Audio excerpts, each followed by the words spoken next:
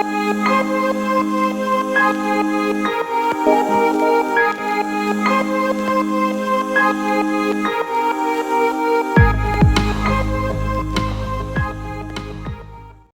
وإن الصلاة على النبي محمد صلى الله عليه وآله وسلم فضائلها جلية.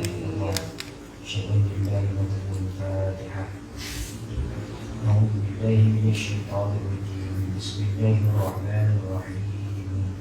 الحمد لله رب العالمين الرحمن الرحيم مالك يوم الدين إياك نعبد وإياك نستعين اهدنا الصراط المستقيم صراط الذين أنعمت عليهم غير المغضوب عليهم ولا الضالين.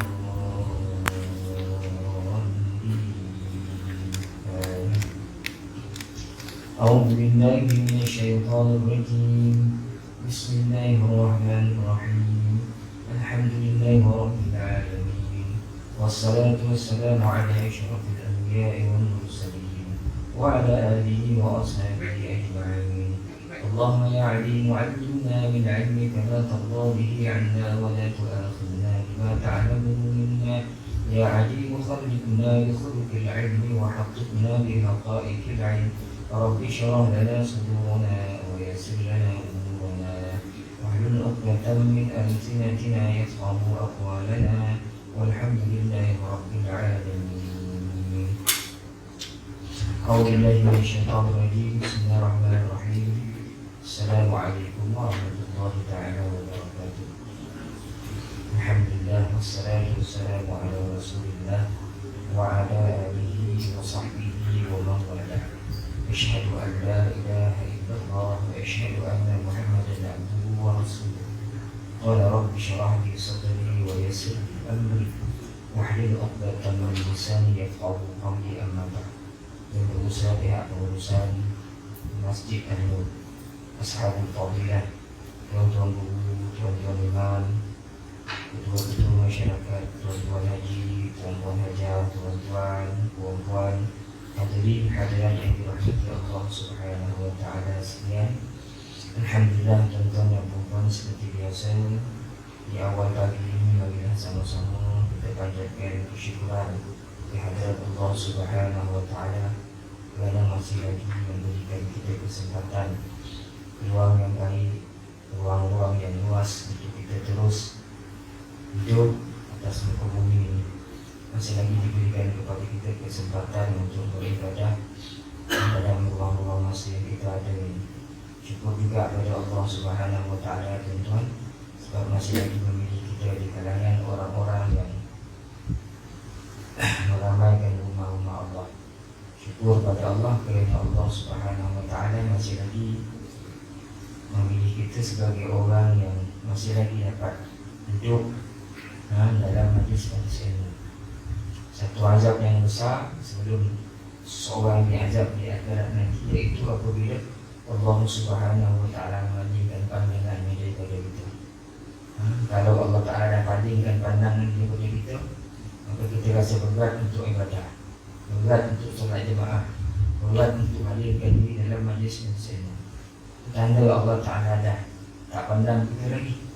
Sekarang alhamdulillah Allah Taala masih lagi beri taufik, beri hidayah, dan kita rasa kemanusiaan hidup di bawah taufik dan hidayah Allah Subhanahu wa taala. Kita sentiasa berdoa mudah-mudahan Allah Subhanahu wa taala sentiasa melihat kita dengan pandangan rahmat dan ridha-Nya kepada kita, insya-Allah, mudah-mudahan. Allahumma amin. Jadi pagi ini tuan-tuan kita mula pada ayat yang ke-42 daripada Suratul Furqan.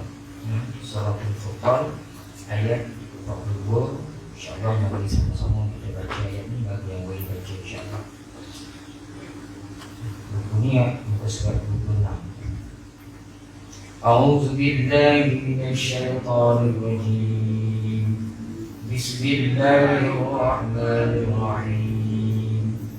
In kana la yudilluna an alihatina lawla an sabarna 'alayha wa sawfa ya'lamun حين يرون العذاب من أضل سبيلا أرأيت من اتخذ إلهه هواه أفأنت تكون عليه وكيلا أم تحسب أن أكثرهم يسمعون أو يعقلون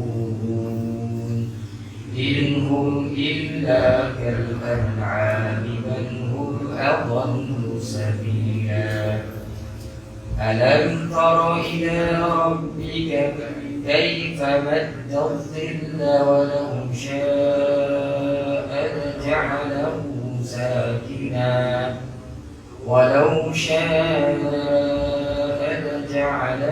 ساكنا ثم جعلنا الشمس عليه دليلا ثم قبضناه إلينا قبضا يسيرا وهو الذي جعل لكم الليل لباسا والنوم سباتا وجعل النهار نشورا صدق الله العظيم. إن كاد ليضلنا. Ini keadaan nun mati bertemu dengan kaf, di mana kaf salah satu daripada huruf izhar halqi yang 15. Jadi hukum sini izhar halqi kita baca dengan ilmu pada 2 harakat. In kada, bukan kita hati, ikhfa hakiki, jamaah. Ikhfa hakiki ya, huruf ikhfa hakiki yang ke antara yang 15 huruf ikhfa hakiki. Kita baca ikhfa di sini dengan 2 harakat. In kada la yudilluna an aliha. Ini huruf izhar halqi. Hamzah ni kita baca dengan jelas dan nyata tanpa dengung. An alihatina laula an sabarna. Laula alif huruf mad bertemu dengan hamzah dalam 2 perkataan. Jadi kalau macam ni, hukum ni adalah mad jaiz munfasil. Mad jaiz yang wajib kita baca semua 4 harakat, insya-Allah sangat betul. Laula ni mad jaiz, kita baca 4 harakat. Laula sabarna. Sabarna tu nun mati bertemu dengan sad, sama hukum dengan nun mati bertemu dengan kaf, ikhfa hakiki. Kita dengung pada 2 harakat, sembunyikan bunyi nun mati di dalam huruf sad. Macam nak sebut sad, tak sebut lagi. Sabarna. Barna ra tasdid. Ra yang duduk, ra yang mati yang sebelumnya ada huruf bagi atas atau bagi depan mesti ditebalkan. Sabarna alaiha. وسوف يعلمون حين يرون yang kita betul يرون العذاب من أضل سبيلا. Sabilan jadi sabila maniwat. Jadi dalam 3 minggu kita bahas maniwat ini dalam suratul Furqan ni, ujung ayat yang semuanya maniwat kan, huruf hijaiyah, huruf alif sampai ya yang bagi 2 di atas kemudian kita wakafkan. Bila kita wakafkan, kita buang 1 garis. Jadi sabilan jadi sabila. Itu adalah mati waqf. Maka tuan-tuan jadilah bacaannya A'udzu billahi minasyaitonir rajim. In kana la yudilluna an alihatina laula an sabarna 'alayha وسوف يعلمون حين يرون العذاب من أضل سبيلا. Itu dari sudut ilmu tajwid itu. Mari kita tengok sama-sama pula dari sudut tafsiran insya-Allah. Berdasarkan apa yang dicatatkan oleh Ustaz Ahmad Usul Haji ini. Ayat 42, kata mereka lagi. Jadi kata mereka ni orang-orang musyrik Mekah. Kita dah bincang dulu ayat yang sebelumnya, yaitu ayat 41. Ayat 41 ke atas tu kita bincang bagaimana Allah Ta'ala ceritakan tentang Abu Jahal bersama kawan-kawannya yang sentiasa mengejek-ngejek Nabi, mempersenda-sendakan Nabi sallallahu alaihi wasallam. Padahal Nabi ini dululah yang dia akui sebagai seorang pemuda yang terbaik pada zaman itu, pada ketika itu, pada ketika Rasulullah belum dilantik menjadi Rasul, belum turun risalah kenabian. Muhammad inilah yang pemuda yang baik bagi mereka. Mereka sanjung-sanjung, mereka hormati, dikatakan seorang yang jujur. Tetapi bila Rasulullah sebut dia dilantik menjadi Rasul, akhirnya Abu Jahal dan kawan-kawannya mempersendakan Nabi sallallahu alaihi wasallam, mengejek-ngejek Nabi. Itu ayat 41. Dan ada kaitan, dia berkait dengan ayat 42 ni. Kata mereka, ini orang-orang musyrik, hampir dia menyesatkan kami dari Tuhan-Tuhan kami. Kalaulah kami tidak sabar menghadapinya, nanti mereka akan mengetahui ketika melihat seksaan siapakah yang lebih sesat jalan. Orang-orang musyrik Mekah sebut apa? Nyari-nyari lagi, bahasa kita, nyari-nyari lagi lah Muhammad ni dapat sesatkan kita daripada Tuhan kita. Allah Ta'ala balas, wa sawfa ya'lamuna hina yarawna al-azab man adallu sabila. Illa besok mereka akan tahu siapa sebenarnya yang sesat. Jika mana mereka melihat azab Allah, ketika itu mereka tahu yang ikut Muhammad sallallahu alaihi wasallam sesat atau mereka sesat. Seterusnya mereka mengejek lagi yang maksud kata-katanya ialah, untunglah Muhammad tidak dapat menghalang kami dari menyembah Tuhan-Tuhan kami, kerana hampir-hampir sahaja dia dapat menyesatkan kalaulah kami tidak sabar menghadapinya dan teguh memegang agama. Dengan kata-kata ini kononnya mereka lah orang-orang yang teguh berpegang dengan agama, dan dengan itu pula mereka berbangga. Ini pun, ni apa yang berlaku pada Rasulullah ni, dia macam siri ulangan sejarah-sejarah dalam kehidupan insan beragama ni. Ini yang berlaku kepada Rasulullah SAW. Yang berlaku pada guru kita pun ada juga. Bila orang dibelit dengan nafsu, dengan kejahilan, dengan apa ni, dengan jiwa yang dah lama mati kerana beritan maksiat dalam diri dia. Orang macam ni susah nak terima pandangan orang, susah nak terima hujah, susah nak terima nasihat. Dan dalam hati kau cik sebenarnya terima, sehingga keluarlah perkataan, nyari nanti, kau jangan pergi dongah cakap pusat tu, jangan pergi dongah aku lagi. Kau dongah nanti kau tertarik nanti. Hati kau cik tu mengakui, jangan pergi dongah. Kalau kita dongah kan kita terpengaruh kan? Berlaku zaman sekarang pun begitu. Ada orang yang sebegini, pola kau selalu dongah, lama-lama kau pun berubah.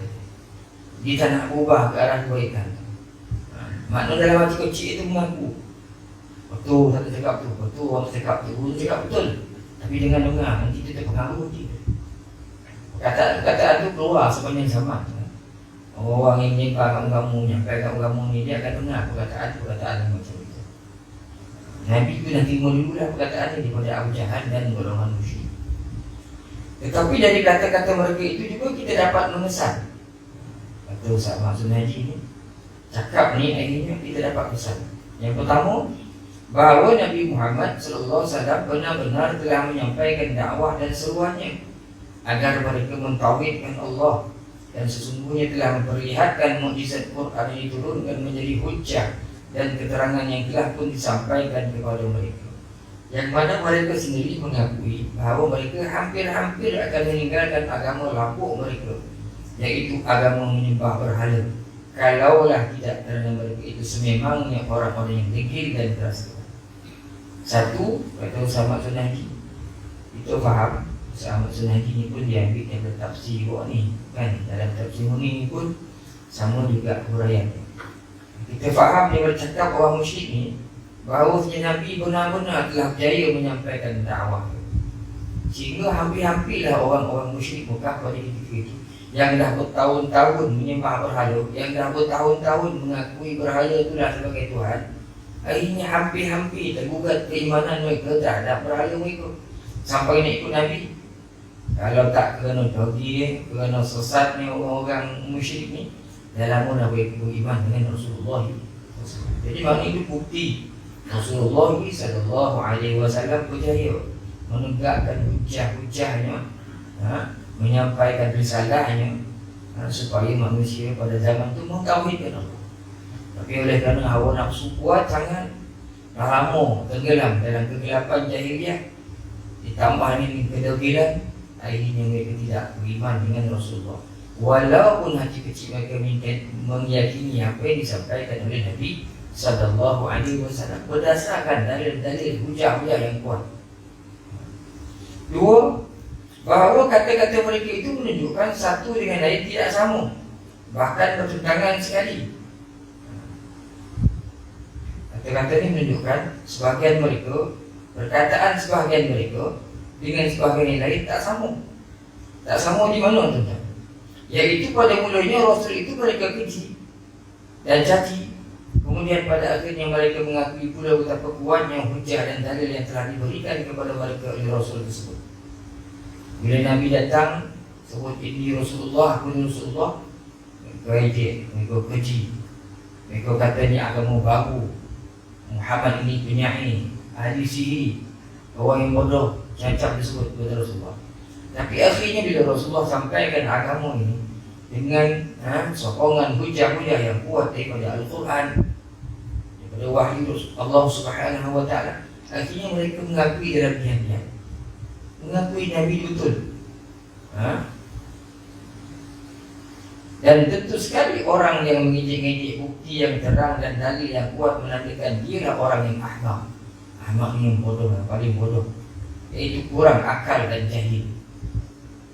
Bila seseorang mereka telah dapat membuktikan sesuatu dengan hujah-hujah yang masuk akal, yang logik pada akal fikiran, yang tak dapat disangkal lagi, tak boleh tolak lagi dah, memang jauh, tiba-tiba tolak, salah orang tu bodoh.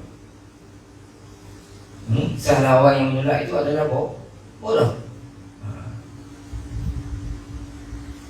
Satu campur satu dua, kata orang, siapa cakap mana aku ambil ni? Iya dua, mana bukti dia? Nya satu, pencet, duit satu lagi buku, percampuran, satu dua, jelas tak dua? Nampak dua orang? Tak dua dah, tiga tengok abang salah orang tu macam ni. Dah jelas dah bagi dalil hujah dah, nampak je, tak boleh tengok ke? Salah, jahil, kurang akal orang. Kecuali lah kenyataan yang tidak ada hujah. Sebab tu kan masuk mahkamah, hakim tak terima cakap kosong-kosong ni, mesti ada hujah.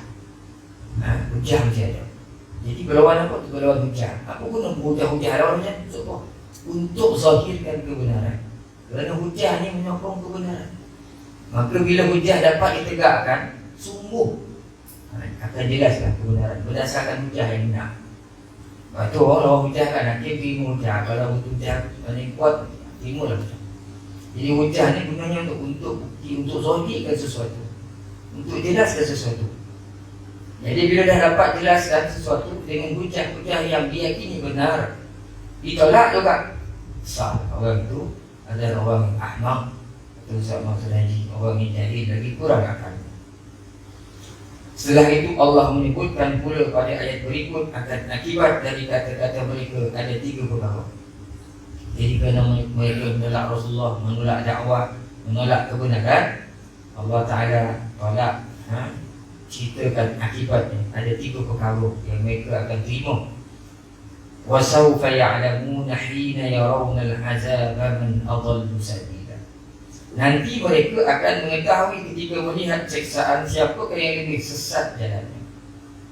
Yakni mereka nanti akan mengetahui ketika melihat dengan terang-terangan akan siksa yang akan menimpa mereka sebagai balasan dari kekufuran dan kedegilan mereka. Barulah tahu siapa yang lebih sesat jalannya. Dan inilah jawapan Allah dari kata-kata mereka. Hampir dia menyesatkan kami dari Tuhan-Tuhan kami. Iaitu jawapan yang merupakan ancaman keras kepada orang yang berpura-pura tidak nampak bukti dan keterangan, bahkan berpaling dari memperhatikannya. Mereka akan tengok azab, nampak rasa azab itu bila mereka akan tahu siapa yang lebih sesat pada hari mereka melihat siksaan yang datang daripada Allah. Masa itu barulah tahu. Masa Nabi sebut begini, sembahlah Allah, sembahlah Allah, dibawakan dalil, dibawakan bukti, mereka tolak. Padahal dalil itu mereka terima, bukti itu mereka terima. Bila masa mereka akan tahu siapa betul, siapa benar, iaitu siapa yang salah ketika mana Allah Ta'ala turunkan azab. Ketika berlaku nanti, bila mana Allah Ta'ala azab, maka ketika itu mereka akan tahu. Dan budak sekolah lah, cikgu mengajar SPM tinggal 3 bulan lagi. Tengok abang kau tu lepek, masuk habis kecil, ramai yang menangis-nangis menangkupnya. Ada yang peluk meja, ada yang kotak muka, menangis-nangis sebab apa? Cuci dari kakak minyak merah, minyak 9 daripada 1, minyak G daripada A. Cikgu cakap, awak ambil kirinya gambar, tengok akak kau ni. Kau jadi. Akak kau yang dulu semua dah masuk ilmu, ni yang gagal lah. Semua nampak, semua yakin, betul, semua rasa, semua tahu. Ada yang lebih akhirnya bila mereka tahu betul tak yang Ustaz cakap tu, betul tak yang guru cakap tu, betul tak yang Omar nasihat tu, kau baca buku. Jangan jadi macam abang kau dulu tu ya. Dan nampak dah, memang dah tahu lah abang gagal sebab tak baca buku. Bila mereka akan tahu, tak kala ketika keluarnya keputusan peperiksaan, masa tu mereka akan rasa Allah, betul dulu Omar cakap, betul dulu cikgu cakap lah, betul dulu nasihatkan kawan. Bila masa mereka nampak benarnya, pada ketika mereka mengalami menderitai hasil keputusan yang mereka dapat hari azab tu. Begitulah keadaannya yang berlaku kepada orang musyrik Mekah. Diberikan nasihat, diberikan pengajaran, mereka tak dengar. Pada hari Allah Ta'ala turunkan azab pada mereka, barulah mereka minta betul dulu. Sebab apa tuan-tuan yang berlaku macam itu? Adakah mereka tidak mengetahui? Adakah mereka tak faham? Faham. Orang musyrik faham. Orang musyrik yakin sungguh dengan hati apa yang disebut oleh Rasulullah.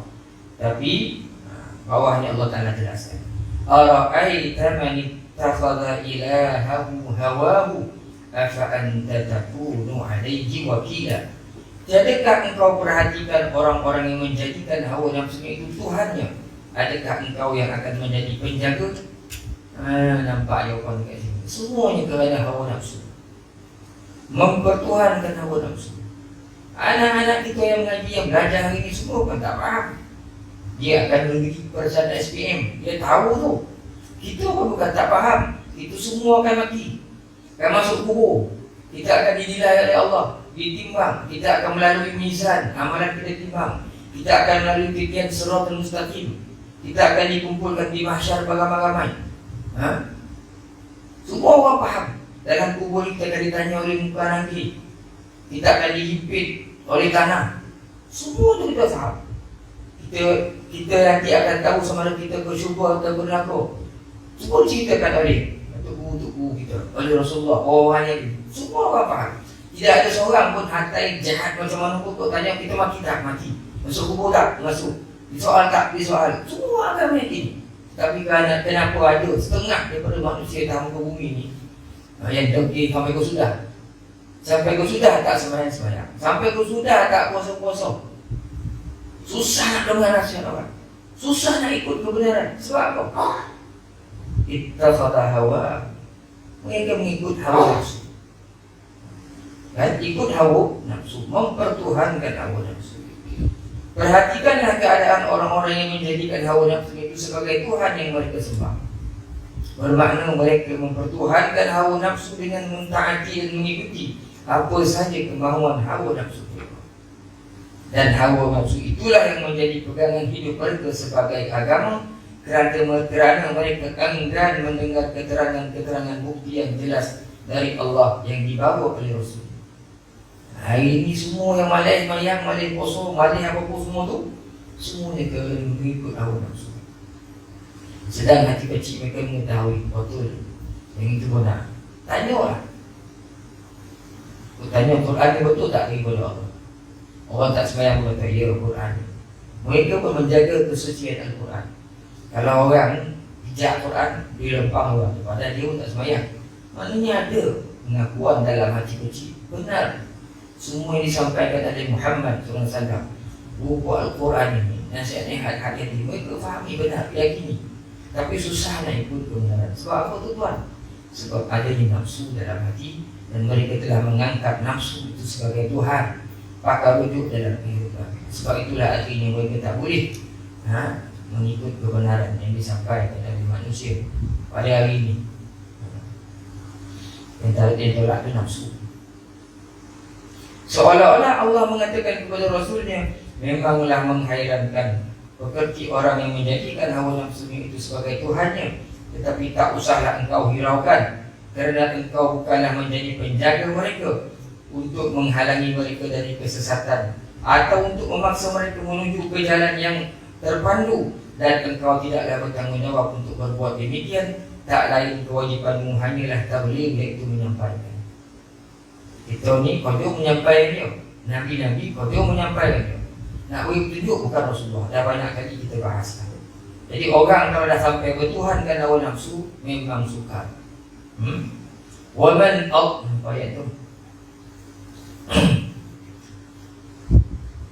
Waman adallu mimman ittaba'a hawahu bighairi hudan min Allah. Innallaha la yahdi al-qawma adh-dhalimin. Siapakah yang lebih sesat daripada orang yang mengikut hawa nafsunya dengan tidak ada petunjuk daripada Allah Subhanahu wa taala.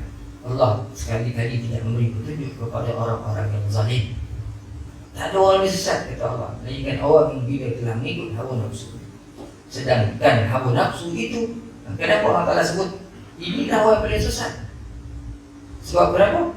Kerana Allah Ta'ala sebut, wa ma ubarri'u nafsi innan nafsa la'ammaratun bisu. Nafsu ni la'ammarah. Kita ngaji bahasa Arab, kenapa la'ammarah? Amaran menyuruh yang tak berhenti-henti. Bisu, nafsu sentiasa suruh orang buat jahat. Bila orang mempertuhankan hawa nafsu, yang ada yang keluar daripada hidupnya adalah kejahatan, keburukan, bukan lagi kebaikan. Bandingkan ayat ini samalah dengan ayat 22 surah Al-Ghasyiyah. Lasta alaihim bimusaitir. Bukanlah engkau orang yang memaksa mereka. Muhammad, kau tak boleh paksa mereka untuk beriman. Wa ma anta alaihim bijabbar. Bukanlah engkau orang yang perkasa memaksa mereka. Dan juga seperti ayat 256 surah Al-Baqarah yang artinya la ikraha fid din, tidak ada paksaan dalam beragama. Kalau sampai orang dah ikut nafsu tuan-tuan, memang kena tinggalkan, memang payah. Sukar untuk kita perbetulkan bila dah bertuhankan hawa nafsu. Ini Allah Ta'ala sebut pada Rasulullah. Kau tengok Muhammad, orang-orang yang telah dihamburkan oleh hawa nafsu, Allah Ta'ala sebut. Sedangkan hati kecil mengakui. Itu ayat yang ke-43. Kamu juga hari ini tuan-tuan, dia cakap lah siapa-siapa pun, udah rugi juga susah. Ni nasihat pun kita kena marah sudah. Kau lah yang baik, kau lah yang betul, kau lah yang semayang, kan? Itu keluar bukan pun tuan, keluar daripada hawa nafsu, keluar daripada penasihatnya, suruh menentang. Padahal dia yakin yang kita cakap betul. Sebab fitrah manusia ni memang Tuhan jadikan, Allah Ta'ala jadikan itu keadaannya. Fitrah itu suci. Datang syaitan dengan hawa nafsu kita ni mengesahkan kita. Ada yang selamat, ada yang tidak selamat. Tidak selamatnya kita bila kita menjadikan nafsu kita sebagai Tuhan, sebagai pakar hidup, sebagai ikutan dalam kehidupan kita. Akhirnya kita akan tenggelam dalam kejahatan-kejahatannya yang diarahkan oleh hawa nafsu kita. Ayat yang ke-44. Am tahsabu anna aktsarahum yasma'una aw yaqilun. Atau adakah engkau menyangka bahawa kebanyakan mereka itu mendengarkan atau memikirkan? Bahasa kita, bahkan wahai Muhammad, apa itu mendengar makna bahkan ini? Kebanyakan mereka itu Adakah engkau sangka kebanyakan mereka itu dongeng atau berfikir? Maksudnya, yakni Allah menyatakan pula, adakah engkau menyangka kebanyakan mereka itu mahu mendengarkan perkara yang hak dengan mendengar yang sebenar-benar yang akan apa yang engkau bacakan kepada mereka daripada ayat Quran? Atau adakah mereka mahu memikirkan tentang pengajaran dan seruan yang baik, tentang beradab sopan dan berbudi bahasa yang dianjurkan oleh ayat-ayat tersebut? Engkau telah menyeru mereka dengan bersungguh-sungguh dan mengharapkan mereka agar beriman dengan hal yang demikian. Adakah engkau sangkakan mereka mahu beriman? Allah Ta'ala tanya, wahai Muhammad, kau rasa ni mereka ni dah mengar? Mereka ni nak faham kau cakap apa tu?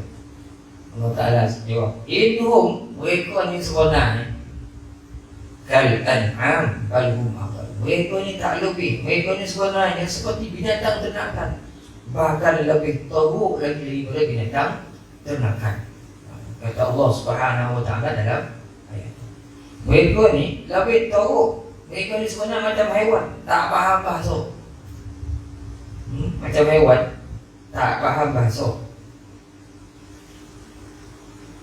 Rombu makan bunga maklau. Oh iya, jangan makan bunga tu, bau di baju semalam. Elok ke situ. Kalau bodoh boleh pergi. Memang rombu memang tak faham bahasa. Oh, musyrik Mekah macam ni, cakap macam mana pun dia tak faham bahasa. Jadi Allah Ta'ala sebut orang musyrik lebih teruk lagi daripada haiwan. Lebih teruk lagi daripada haiwan. Kenapa teruk? Dalam tafsir Muni disebut, kerana haiwan ternakan itu dia buat sesuatu yang bermanfaat untuk diri dia. Haiwan dalam otak dia apa? Makan, tidur. Kemudian haiwan pun tahu melarikan diri daripada bahaya. Kita ambil lembu lah, seekor. Tak ada lembu duduk je, tak nak cik makan dah. Ada orang beri makan ni, janji. Memang ada orang beri makan, tak. Dia tahu sendiri betul yang baik untuk dia. Dia jalan jauh pun tak apa, janji dia boleh berumput. Dapat rumput, boleh potong kawan. Sekurang-kurangnya haiwan dia tahu usaha, dia ada usaha. Dan dia usaha untuk buat benda-benda yang baik untuk diri dia. Kalau tak, haiwannya pemakan, makan. Mana topik asalkan makanan bagi dia baik untuk dia makan. Dia tahu dan dia pandai melarikan diri daripada kebinasaan. Bila orang baik banding dengan batu, dia lari. Bila orang bawa kayu menuju ke dia tahu ni sakit ni kono-kono, dia lari. Haiwan pun tahu menyelamatkan diri daripada kebinasaan. Ada pun orang yang ikut hawa nafsu ni memang sebodoh-bodoh orang. Sedangkan kau telah diberitahu penghasilan kau lagi, tapi tak juga melarikan diri daripada kebinasaan. Beritahu kalau kau tak sembahyang besok Allah Ta'ala dan azab kerana perkara yang pertama ditanya oleh malaikat besok adalah solat. Kalau solat kau lepih dah kau ke akhirat besok. Tak guna kau ilmu sampai berjuta kalau kau tak sembahyang. Dia dengar, dia tahu, mereka faham. Mereka iakan hati kecil dia, tapi tak ada sembahyang lah. Mana apa tu? Dia tahulah kesudahan orang-orang yang tak salat, orang-orang yang tak puasa, orang yang tak ikut arahan daripada Allah. Orang faham, tapi tak pandai melarikan diri daripada azab dan siksaan Allah di akhirat nanti. Maka sebab itu mereka dikira lebih teruk daripada haiwan binatang. Binatang dia tahu cari benda yang baik, manusia pun dia tahu cari benda yang baik. Binatang tahu menyelamatkan diri daripada kebinasaan. Orang ni pula tak berhati yang menyelamatkan diri. Kalah 2-1. Mana haiwan begitu pada dia. Sebab tu orang tak sebal hum kal an'am. In hum illa kal an'am bal hum adall. Orang sesat ni lebih tahu daripada haiwan lagi. Kalau tidak guna haiwan lembu pun tahu lembu ni boleh jadi semoleh. Dia makan dagingnya, dia buat sup, dia buat kari, masak kari. Kalau orang tahu nak disemoleh pun tak boleh. Nak semoleh pun tak boleh. Kan mati lembu senang dia. Dari bangkai tu gali bangsa dirahaan lubang tu senang. Orang ini kalau mati tak payah jeratnya tu nak kena sembahyang dia, nak kena kapan dia memang susah. Hidup dia kena dunia susah orang. Dia hidup susah orang, dia mati pun susah orang. Kita nak kena urusan dia. Masuk ke dunia dia tak nampak orang-orang. Dia tak nampak nasihat orang. Bila dia meninggal, dia susahkan orang lain. Dia susahkan orang lain. Masa dia hidup, dia tak nampak masjid, dia tak nampak surau. Dia pandang orang masjid, orang surau ni, dia tengok dia sakit hati je benar. Kan? Sakit hati je benar. Kalau orang akan cepet-cepet dia lagi. Tak ada dengar, ada orang macam tu kan. Jadi 22 tahun kita hidup macam-macam perangai orang. Tak tahu apa ni sakitnya gitu. Kadang kita tak pernah apa dia, tapi dia sakit hati je benar gitu kan. Besok dia meninggal, anak beranak bini akan cari orang masjid, orang surau dia. Dia tak cari orang kepada tolonglah satu bacanya. Dia kena sembahyang dia lah, tak ada dah. Dia akan jumpa masjid. Walaupun suruh 3 orang, yang 3 orang tu dah dipanggil untuk sembahyang solat jenazah. Tak panggil orang kemon tu dah. Dia nak orang minta maaf pada semua. Sila datang ke rumah ini ada kematian, dia datang ya. Tak ada panggil orang mon lah. Orang masjid dia nampak, orang surau dia nampak. Jadi jangan larikan diri pada orang. Kata Syahid Hasan Al-Banna, manusia ni sifat dia, bila dia nama makhluk, dia bergantung. Satu unit bergantung dengan yang lain. Tak usah hidup seseorang lah. Jangan hidup rasa kita boleh hidup seorang-seorang tanpa bumi Tuhan. Selagi awak bernama makhluk, awak tu perlu kepada unit-unit yang lain. Itu sifat yang Allah Ta'ala jadikan pada makhluk. Dia iftiqaru ila ghairi, yang tak berhajat bersatu ni Tuhan dia. Yang dia qiyamu binafsi. Kita tak, sebab itu jangan menyombong lah. Semua daripada hidup kita sampai ke akhir, semua kita ni dibantu oleh orang. Ya tuan-tuan, kita dibantu oleh orang. Kita tak boleh hidup seorang. Atau makhluk yang bukan manusia pun dia bergantung pada kita. Kalau tumbuh-tumbuhan, kita mengaji sains kan, tumbuh-tumbuhan pun ambil angin yang keluar daripada kita, karbon dioksida, dia nak hidup. Kita pun nak hidup juga, kita ambil oksigen daripada tumbuh-tumbuhan. Segala apa tanggung ini dia salit kait mengalir, bantu. Kita boleh hidup, kita tak tahu sayur, tak ada makanan. Kita perlu pada makanan. Haiwan yang hidup pun perlu juga pada makanan. Tumbuh-tumbuhan pun perlu juga pada makanan. Masing-masing menyediakan makanan untuk makhluk-makhluk yang lain. Kita sediakan makanan untuk cacing, untuk semut, untuk apa kan. Lembu pula menyediakan makanan untuk kita pula kan.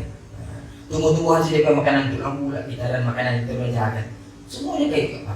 Hatta sampai kita manusia ni tersorok, kita tak boleh hidup seorang-seorang. Kan? Jangan rasa puas hati, kita tak boleh, tak mampu hidup seorang-seorang. Kerana semuanya bergantung pada orang lain. Daripada kita mula hidup sampai kita mati, semuanya orang lain. Masa kita keluar, ada sendiri pergi mengangkat, pergi cari omak, nyusu sendiri. Tak dia hakik dia omak nak bawa anggaran tu, mati kahwin kalau kita tak menyusu. Keluar, orang lain minum bagi susu. Orang lain yang azankan, orang lain yang khomatkan, orang lain yang bodongkan, orang lain yang mandi bersihkan, semua orang lain pun. Usaha sikit, orang lain yang bagi duit, orang lain yang sekolahkan. Bukan kita cik sekolah sendiri, bukan cik duit sendiri, omak ayah kita orang lain, itu bukan kita sendiri. Omak ayah yang sekolahkan. Sampai kita bosak, kahwin kita. Lebih kerja sini, orang lain yang betul. Minta kerja ke orang lain, semua orang lain. Semua orang lain. Nak kahwin boleh kahwin dengan sendiri, orang lain yang kahwin dengan kita. Kahwin dengan siapa? Orang lain bukan kahwin dengan diri sendiri, semua orang lain. Sampai mati, kita mandi sendiri. Kita kapanan diri sendiri, kita masuk kubur sendiri. Tak, orang lain juga yang sini orang. Orang yang kapanan kita, orang yang mandi kita, orang yang semanan kita, orang yang masuk dalam kubur. Semua orang lain buat. Tak ada buat sendiri dah.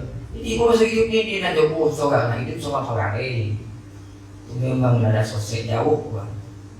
Itu sebab kita tak boleh lari daripada orang. Ibarat nasihat.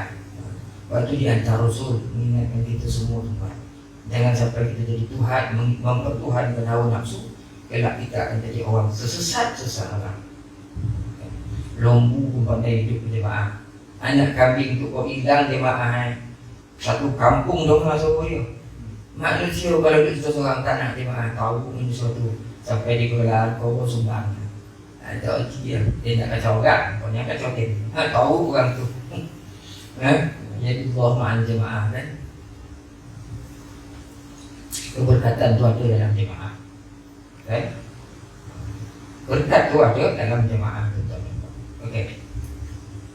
Waktu suruh solat, iya kena wudu, iya kena sekali. Macam-macam itu suruh supaya hidup berjemaah. Hanya engkau kami sembah, hanya engkau kami mohon pertolongan. Waktu ayat Fatihah turun, iya ka'budu wa iya ka'asta'in, hanya engkau aku sembah. Itu yang baca kan, terus orang, aku ulang bukan kali. Itu ada ulama-ulama tak sebutkan ayat ini menyuruh kita supaya ibadah berjemaah, beramai-ramai. Jangan itu seseorang ikutlah. Kebanyakan orang-orang di mana dia itu orang-orang yang beriman, di situ kita ada tuan. Jawapannya tak lain ialah mereka tetap tidak mau mendengarkan hal keadaan mereka tak lain hanyalah seperti keadaan sekawan binatang ternak yang tidak mahu mengambil iktibar mengenai apa yang telah mereka lihat dan saksikan dari keterangan dan bukti. Bahkan keadaan mereka itu lebih sesat lagi daripada binatang ternak. Sebab kalau kita perhatikan hal keadaan binatang ternak itu, maka walaupun bangsa binatang itu, tetapi ia mahu juga patuh kepada tuannya. Ini itu sama maksud haji. Yang membela dan menternaknya, ia menurut kepada orang yang memberinya makan. Ia mengenal orang yang berbuat baik kepadanya dan juga mengenal orang yang telah berbudi kepadanya. Begitu juga ia kenal kepada orang yang menyakitinya ataupun orang yang mengganggunya. Malahan makhluk yang dikatakan bangsa binatang itu akan mencari apa yang mendatangkan kebaikan kepadanya dan menjauhi apa yang akan membahayakan dirinya dan juga anak-anaknya. Serta mencari jalan atau boleh juga dikatakan berikhtiar dan berusaha untuk mendapatkan di mana terdapat tempat makan, tempat minum dan tempat tinggalnya. Begitulah keadaannya binatang ternak. Atau tak maksudnya binatang umpama tuan yang bodoh dia baik. Singo yang garang tu pun bila rasa kebaikan orang lain, bila dia berlain dengan baik, lagi singo yang gani yang makan orang pun tak jadi makan manusia kan. Banyak di komentari kita tengok kan. Lalu itu orang tu dah bertahun-tahun tinggalkan singo di bodoh kecil. Dia masuk tu balik singo tu panas dia. Masya-Allah. Siapa yang lebih tahu? Tak ada orang yang lebih tahu daripada orang yang setiap hari hidup dengan ihsan Allah Ta'ala. Tapi itu menjauhkan diri daripada Allah. Ini orang yang lebih tahu lagi daripada hewan. Sebab itu Allah Ta'ala sebut orang lebih tahu bila orang sesat ni ikut itu lebih tahu daripada hewan lagi.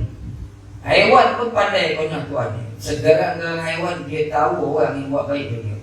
Ini manusia dibagikan akal fikiran. Hewan dia ikut insting saja. Mendatang orang insting tu. Apa tu? Yang boleh pandai tak tahu lah bahasa Malaysia.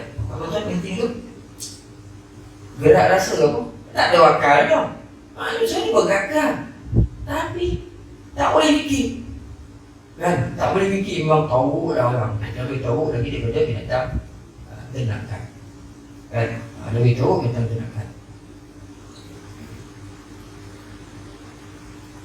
Itulah sebabnya dulu guru-guru kita ajar. Salah satu sebab kenapa manusia ni makin jauh daripada Tuhan. Krisis hari ini dibuat orang dia satu masalah. Orang dia tidak perasan bahawa setiap hari dia sentiasa dibelai oleh Allah Ta'ala. Sebab apa tu? Sebab hati tu dah terlampau lama nak berkarat dengan kehidupan dunia ni, dengan maksiat, dengan ikut hawa nafsu. Hari ini dia tak perasan dia tu dibelai. Manusia ni dia ada perasaan. Perasaan dia lebih halus lagi daripada hewan sebenarnya. Jadi yang nama kebaikan tidak ada manusia tak suka. Hatta sejahat macam mana orang pun dia tetap mengharapkan kebaikan daripada orang lain. Sebab itu bila kita dapat rasa kebaikan ni, kita akan dapat dengan orang yang beri kebaikan. Kita ada kawan sahabat, setiap minggu belanja kita, cakap yang baik dia, selalu nasihat kita. Kita domam dia bawa ubin, kita sakit dia ziarah. Kadang-kadang dia selalu bawa kita berjalan. Di sini kita rasa kebaikan yang kita pun makin dapat. Kenapa kita dapat dengan dia? Sebab kita tahu dia baik dengan kita. Dan kita dapat rasa kebaikan dia. Hari ini kita dapat dengan orang tu. Siapa pun manusia. Siapa pun. Dia akan rasa kebaikan tu. Bila kita dapat rasa kebaikan, belayan kebaikan orang, kita akan jadi baik dengan orang yang baik dengan kita. Hari ini kenapa orang tak boleh semayang, tak boleh puasa, tak boleh zakat, tak boleh ikut dalam agama, hidup beragama apa? Sebab dia tak dapat rasa kebaikan Allah Ta'ala. Dia dah masalah. Dapat rasa. Kalau orang yang dapat rasa Sebenarnya setiap saat hidup ni dia sebenarnya di bawah pengaruh, perhatian, belayan Allah. Orang ni dia takkan angkat muka dengan Allah Ta'ala. Orang ni lah yang bila azan yang kita tertonggok di masjid surau. Orang ni lah dia tahu sebelum tidur dia akan baca Quran. Paling tidak tunggu 3 ayat muka. Orang ni lah yang dia dongan hadis Nabi, dia akan ikut. Orang ni lah bila dongan nasihat pada orang lain, dia akan diurkan. Dia akan cuba berubah. Orang yang rasa belayan Tuhan. Hari ni pun tak rasa.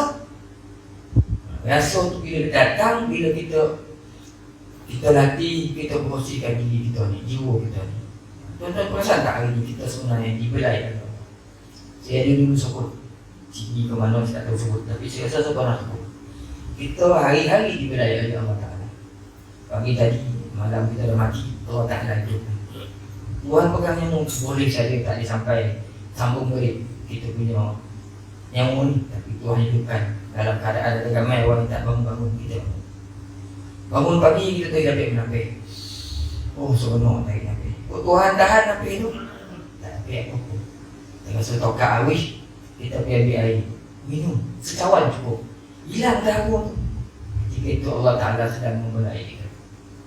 Kita haus, kita pergi minum air, hilang. Dengan satu tabuk air, hilang dahaga tu. Tuhan sedang membelai kita. Cuba minum secawan, tak hilang. Itu pula minum nak sejak, tak hilang lagi. Ambil dah piuk, tak yang hilang lagi. Buka paip, dah 5 minit, tak hilang lah. Itu masalah kita. Berapa sen Allah Ta'ala ambil bayaran daripada harga minuman yang diberi kepada kita. Kalau disebut kau syukur, hidup ni hari-hari ni semua aku syukur. Setiap kali kau minum tak banyak-banyak lah. Secawan kau minum, kau 5 sen. Secawan minum ni pergi cari masjid letak 5 sen. Bila minum ni letak 5 sen. Bila minum tak 5 sen. Tak banyak-banyak tau. Atau kau tarik napis aku bagi. Sekali tarik 5 sen. Sekali tarik 5 sen. Mesti cari masjid. Kalau Allah Ta'ala bagi itu tak ada insan dan musaleh lah. Tak ada yang baik lah. Tak begitu Tuhan kita. Bagi napis, senang tarik. Bila hari minum air, hilang habis. Lapar pula kita, bagi kalipap 3 kotel. Sekotel makan tak banyak. Allah Ta'ala sedang membelai kita. Sakit kena badan, batin dan rasa baik kita pun bagi punya Tuhan tidurkan. Lepas bangun tidur, sihat pun balik. Allah Ta'ala sedang membelai kita. Susah sangat hari ni kau ya Allah. Seolah-olah tak ada kesudahan ni. Setiap kali kita jumpa masalah dalam wajah kita, ada je dalam penyelesaian. Allah Ta'ala sedang membelai kita. Mana ada masalah di muka bumi ni bila kita hadap, tak dapat akhir kita mati ke masalah tu. Jangan sekali. Ada je dalam penyelesaian. Allah Ta'ala bantu kita tahu bumi ni. Ada je. Allah Ta'ala sedang membelai kita. Itu tak nampak, dia nampak ada orang tu. Kalau orang nampak, semua akhirnya mereka akan pasti, oh Allah Ta'ala masih menyayangi aku ni. Allah Ta'ala jaga aku ni, dia akan jadi insan yang baik. Dia akan jaga solat dia, jaga puasa dia, jaga diri dia, jaga cakap dia, jaga segala-galanya. Sebab kita tuan-tuan tak boleh hidup tanpa Allah Subhanahu wa Ta'ala. Sebab tu kita bertuhankan Allah, bukan bertuhankan hawa nafsu. Sehingga tuan-tuan kita berhenti kat sini lah. Sebab apa tu? Kita jangan untuk bila dia tanya atas.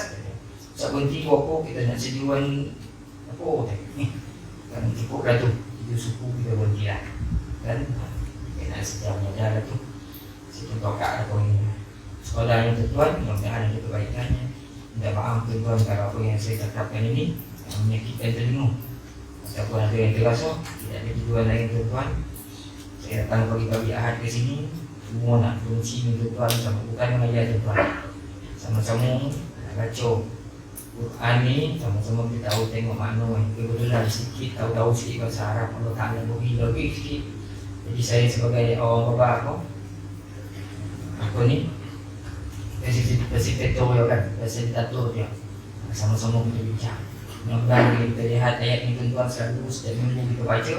Kita mohon pada Allah, ya Allah ya Tuhan kita jadikanlah dengan bacaan Quran ini, dengan kita merenung tafsirnya ini, akhirnya Allah Subhanahu wa Ta'ala lembutkan hati kita, lembutkan jiwa kita sehingga akhirnya kita boleh tunduk dan patuh pada kehendak Allah Subhanahu wa Ta'ala. Sekadar tuan-tuan untuk pagi ini aku qauli hadza, sallallahu alaihi wa sallam. Assalamualaikum warahmatullahi ta'ala wabarakatuh.